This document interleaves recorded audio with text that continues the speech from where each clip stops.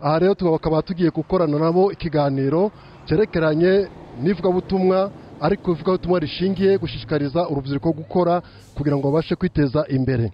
Aha rero turi nk'uko twamaze kubabwira turi mu murenge Nyakiriba, akagari ni Kanyefurwe, umudugudu ni Kayove. Tukaba tugiye kubanza isengesho mbere yuko dutangiza ikiganiro cyacu.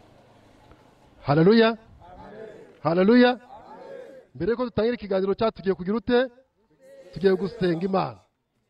Uwiteka Mana ikomeye, Uwiteka Mana igira neza, tugiye kuguhamagara kugira ngo imbaraga zawe zibane natwe kandi tuyobore mu biganiro. Ubwo tugiye kuganira n'urubyiruko, umwuka wa wera atugote, imbaraga zo mu ijuru zitugote, aduha ibitekerezo byiza byakubaka ubuzima bwacu ndetse byabasha no guhindura ubuzima bwacu bwa buri munsi.